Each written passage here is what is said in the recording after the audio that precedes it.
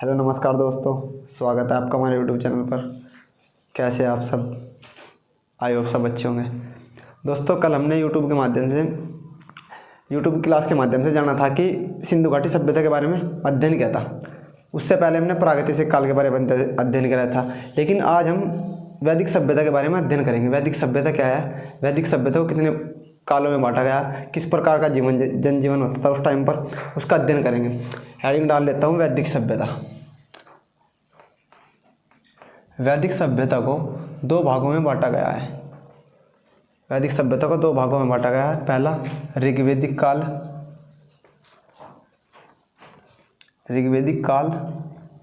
दूसरा उत्तर वैदिक काल।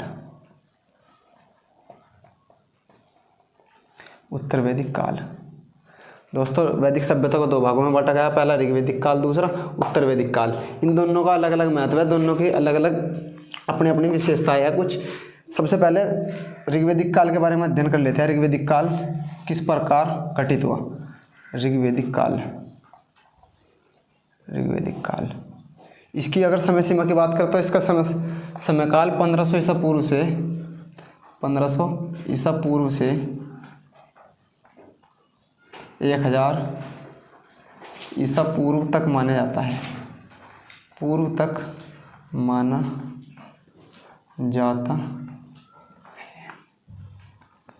ऋग्वैदिक काल का समयकाल 1500 ईसा पूर्व से 1000 ईसा पूर्व तक माना जाता है। इसकी संस्थापक कौन थे? इस काल के संस्थापक आर्य थे। आर्यों ने इस काल की स्थापना की थी।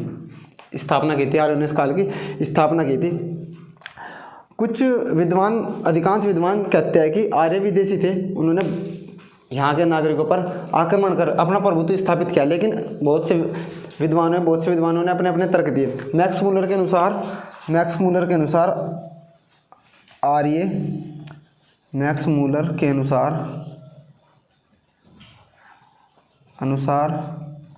आर्य मध्य एशिया से आए थे। यानी उनका मूल स्थान था मध्य एशिया से, यहाँ पर आए थे। मैक्स मूलर के अनुसार मध्य एशिया से। और बाल गंगाधर तिलक के अनुसार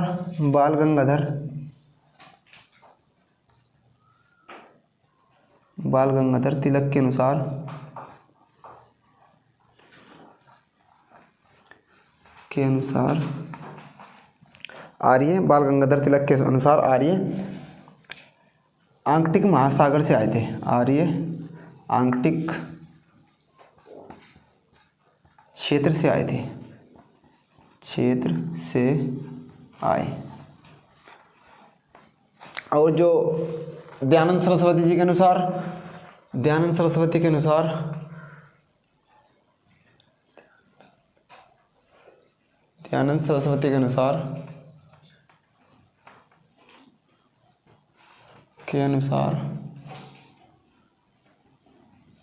आर्य तिब्बत से आए थे। यानी मैक्स मूलर के अनुसार आर्यों का मूल स्थान मध्य एशिया था। बाल गंगाधर तिलक के अनुसार आर्यों का मूल स्थान आर्कटिक क्षेत्र था। और दयानंद सरस्वती के अनुसार आर्यों का मूल स्थान तिब्बत था। आर्य अपने आप में बहुत अच्छा काल रहा आर्यों का, ऋग्वैदिक काल। सभी ने अपना बहुत ही अच्छी चीज़ों का उस टाइम पे था, आर्यों के द्वारा जो गठित हुई। आर्यों की अगर मैं बात करूं, आर्यों ने किस चीज़ की खोज की? यदि मैं खोज की बात कर दूं तो आर्यों ने लोहा धातु की खोज की। सर्वप्रथम आर्यों ने लोहा धातु की खोज की। इसकी खोज आर्यों ने की थी, जिसका हम आज भी इस्तेमाल करते हैं लोहा, उसकी खोज आर्यों ने की थी। अगर आर्यों की मैं सामाजिक स्थिति की बात करूं, सामाजिक स्थिति किस प्रकार थी आर्यों की? तो सामाजिक स्थिति बहुत अच्छी थी। प्रशासनिक स्थिति बहुत अच्छी थी। आर्यों की सामाजिक स्थिति में स्त्रियों का महत्व था, यानी स्त्रियों का सम्मान था। स्त्रियों का स्थान, पहला ही टॉपिक है, पहला बिंदु, स्त्रियों का स्थान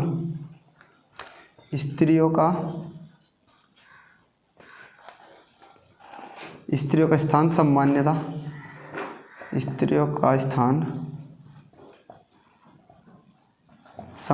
था। सामान्यता स्त्री यानी उनका सम्मान किया जाता है जिस तरह आज किया जाता है। स्त्री अपने पति के साथ, स्त्री अपने पति के साथ, पति के साथ हवन में, हवन या यज्ञ, हवन यज्ञ में भाग ले सकती थी, यानी अकेले नहीं ले सकती थी, अपने पति के साथ ही भाग ले सकती थी, भाग ले सकती थी। स्त्रियां शिक्षा प्राप्त कर सकती थी,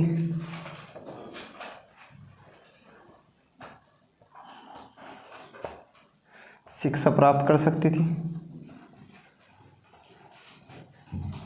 शिक्षा प्राप्त कर सकती थी, यानी स्त्रियां हवन में भाग ले सकती थी, स्त्रियां शिक्षा प्राप्त कर सकती थी। और पर्दा प्रथा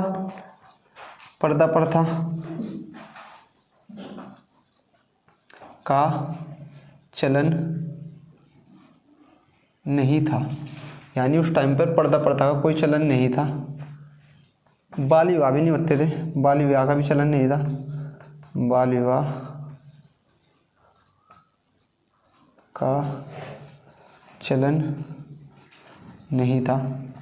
अन्य अच्छी खासी स्थिति, स्त्रियों का सम्मान था, स्त्री अपने पति के साथ हवन में भाग ले सकती थी, स्त्रियां शिक्षा प्राप्त कर सकती थी, पर्दा प्रथा का चलन नहीं था और ना ही बाल विवाह का चलन था। यानी एक तरीके से कह सकता हूँ कि आज के जिस तरह आज होता है स्त्रियों के साथ, आज तो बहुत सम्मान होता है, उस टाइम पे भी स्त्रियों का सम्मान होता था और स्त्रियां हर एक काम कर सकती थी।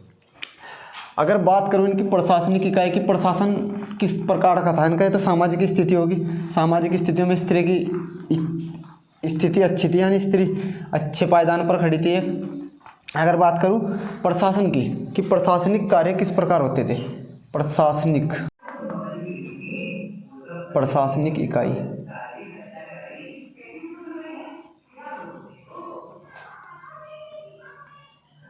प्रशासनिक इकाई की बात करूँ तो प्रशासनिक इकाई 5 भागों में विभाजित थी। पहली कुल, दूसरी ग्राम, तीसरी विस, चौथी जन और 5वीं जो थी वो थी राष्ट्र। यानी प्रशासनिक इकाई 5 थी। पहली कुल, सबसे छोटी कुल थी, उसके बाद ग्राम, फिर विस, फिर जन, फिर राष्ट्र। कुल का जो हमारा प्रधान होता था, कुल का प्रधान पिता होता था, जो घर में होता था सबसे बड़ा, वही कुल का प्रधान होता था। ग्राम के प्रधान को ग्रामीणी कहते थे,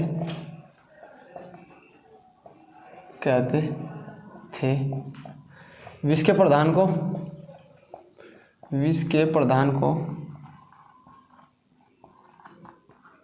विस्पति कहा जाता था, विस्पति कहा जाता था।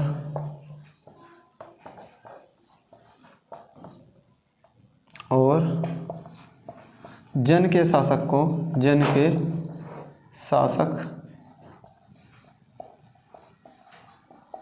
राजन कहा जाता था, राजन कहा जाता था। यानी बात करूँ प्रशासनिक इकाई की, प्रशासन की 5 इकाई थी, कुल, ग्राम, विस, जन और राष्ट्र। कुल का तो अध्यक्ष या प्रधान पिता होता था, जो घर में सबसे बड़ा होता था। ग्राम के प्रधान को ग्रामीणी कहते थे, विस के प्रधान को विस्पति कहते थे और जन के शासक को राजन कहा जाता था। अगर आर्यों की भाषा की बात करो कि भाषा किस प्रकार थी, आर्यों की जो भाषा थी, आर्यों की भाषा संस्कृत थी, पूर्णतः संस्कृत, यानी संस्कृत भाषा की तो अध्ययन करते थे और संस्कृत भाषा को ही एक तरह से उपयोग में लेते थे। हर काम संस्कृत भाषा में किया जाता था, बोली भी संस्कृत ही जाती थी, सब काम संस्कृत भाषा में होता था। अगर मैं इनकी खान पान की बात करूँ कि इनका खान पान क्या था, खान पान, आर्यों का खान पान बहुत शाकाहारी था, यानी घी, दूध व दही का विशेष महत्व था,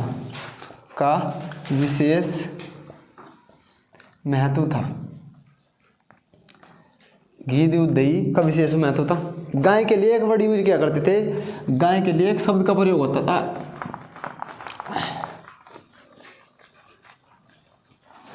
गाय के लिए एक शब्द का प्रयोग होता था। गाय को जघन्य, अगन्य, गाय के लिए अगन्य, अघन्य वर्ड का मतलब होता है कि कभी ना मरने वाला, यानी कभी ना मरने वाले शब्द यूज करते थे। अघन्य शब्द का प्रयोग करते थे, शब्द का प्रयोग करते थे। यदि कोई व्यक्ति गाय को घायल कर दे, यदि कोई व्यक्ति किसी गाय को घायल कर दे तो उसके लिए देश निकालने तक की व्यवस्था थी। यदि कोई व्यक्ति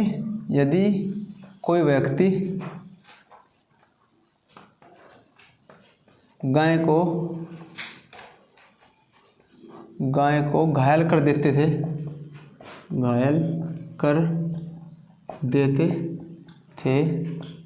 तो उसके लिए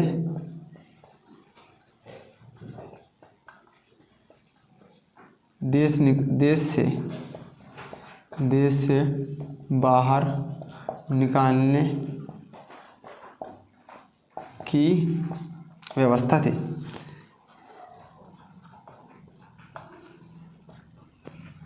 उसके लिए देश से बाहर निकालने की व्यवस्था थी।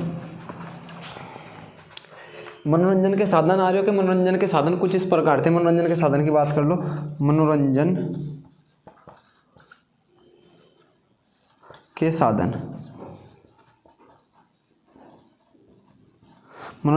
कुछ इस प्रकार थे। संगीत, घुड़दौड़, रथ दौड़ आदि मनोरंजन के साधन थे। आदि मनोरंजन के साधन थे।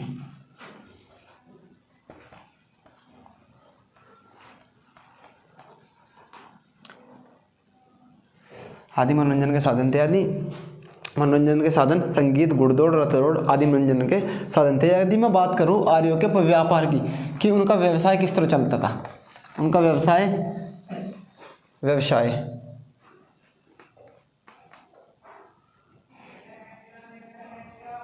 पूर्णतः कृषि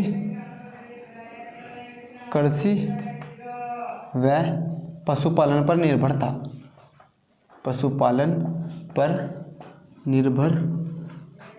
निर्भर था। अब धर्म की बात करें, यानी वे पूजा किस देवता की करते थे, क्योंकि यदि कोई सभ्यता थी तो किसी सभ्यता में किसी को माननीय सम्मान्य के लिए रखा जाता था। सिंधु घाटी सभ्यता में मातृ देवी की पूजा करते थे। इस प्रकार वैदिक सभ्यता के ऋग्वैदिक काल में लोग इंद्र देवता की पूजा करते थे। इंद्र देवता सबसे पूजनीय देवता थे। यदि मैं बात करूं कि और किस चीज़ की पूजा की जाती थी, एक पूजा और की जाती थी अग्नि की पूजा की जाती थी। अग्नि की पूजा की जाती थी, यानी इंद्र देवता की पूजा की जाती थी और अग्नि की पूजा की जाती थी। इंद्र देवता सबसे ज़्यादा पूजनीय देवता थे।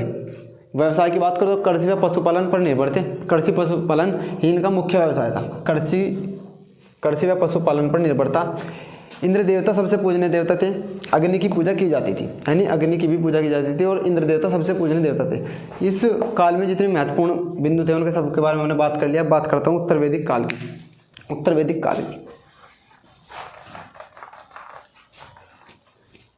हेडिंग डाल लेता हूँ उत्तर वैदिक काल।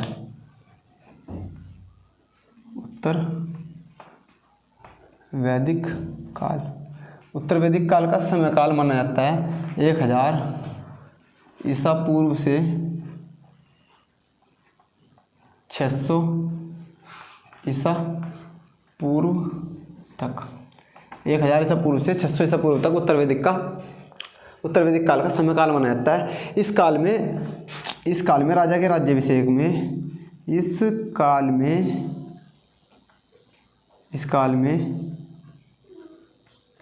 राजा के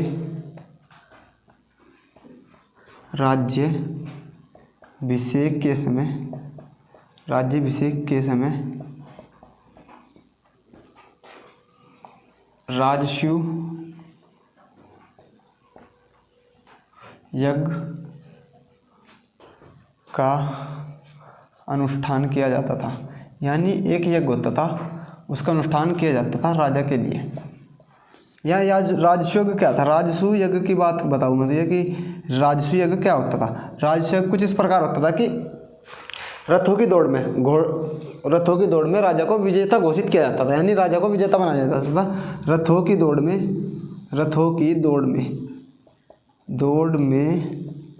राजा को विजेता घोषित कर दिया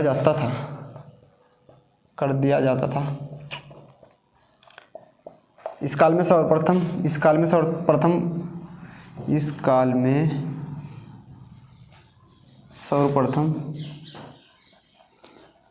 पक्की ईंटों का इस्तेमाल किया गया।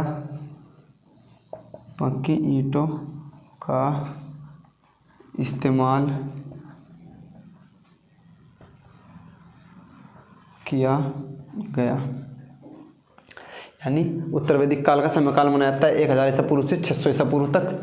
इस काल में राजा के राज्याभिषेक के समय राजसु यज्ञ का अनुष्ठान किया जाता था। यानी राजसु यज्ञ क्या था? रथों की दौड़ में राजा को विजेता घोषित कर दिया जाता था। इस काल में सर्वप्रथम पक्की ईंटों का इस्तेमाल किया। यानी सर्वप्रथम अगर हम पक्की ईंटों का प्रयोग किया तो हमने किसमें किया? उत्तर वैदिक काल में हमने सर्वप्रथम पक्की ईंटों का प्रयोग किया। अब इसकी बात करते हैं सामाजिक जीवन की। सामाजिक जीवन किस प्रकार था? उत्तर वैदिक काल का सामाजिक जीवन कुछ अलग प्रकार था। सामाजिक जीवन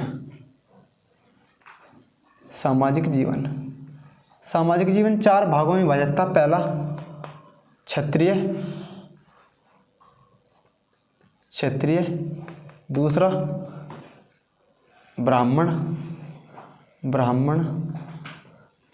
तीसरा वैश्य और चौथा शूद्र। यानी समाज में चार जातियाँ थी। 4 प्रकार के सामाजिक जीवन जो था 4 प्रकार निर्भर था। एक तो क्षत्रिय, ब्राह्मण, वैश्य और शूद्र। 4 प्रकार के लोग रहते थे। एक तो क्षत्रिय समाज के, ब्राह्मण समाज के, वैश्य समाज के और शूद्र समाज के। सबसे जो मेन कार्य होता था, यानी सेना के लिए, सेना का जो स्थानीय सेना का संगठन करते थे कौन? क्षत्रिय। स्थानीय सेना का संगठन करते थे। सेना का संगठन क्षत्रियों द्वारा किया जाता था। संगठन क्षत्रियों द्वारा किया जाता था।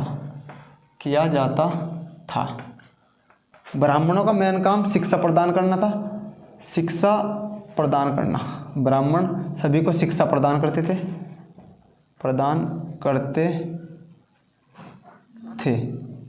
और वैश्यों की बात करो कि वैश्यों का क्या काम था? वैश्य पशुपालन व कृषि का कार्य वैश्यों द्वारा किया जाता था। पशुपालन व कृषि। और शूद्र की बात करो तो शूद्र इन चारों का एक दास था। यानी इन चारों की जो ये 4 चाहते थे वही काम शूद्र करता था। इन पर निर्भर था। इन तीनों पर निर्भर था। वह शूद्रों की स्थिति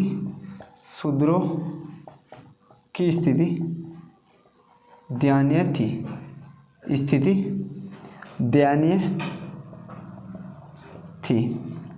शूद्रों की स्थिति दयनीय थी। यानी सामाजिक जीवन की बात करो तो क्षत्रिय स्थानीय सेना का संगठन क्षत्रिय द्वारा किया जाता था। ब्राह्मण शिक्षा प्रदान करते थे। वैश्य पशुपालन व कृषि का काम करते थे। और शूद्र इन तीनों पर निर्भर था। यानी जो ये 3 चाहते थे उनके अनुसार ही शूद्र कार्य करता था। महिलाओं की स्थिति की बात करो तो महिलाओं की स्थिति भी इस काल में थोड़ी बिगड़ गई थी। महिलाओं की स्थिति उत्तर वैदिक काल के मुकाबले बहुत कम थी। महिलाओं की स्थिति थोड़ी बिगड़ गई थी।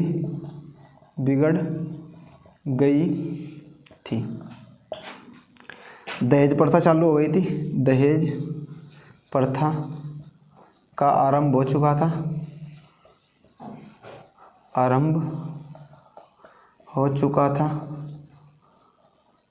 दहेज प्रथा का आरंभ हो चुका था। सभाओं में प्रवेश निषेध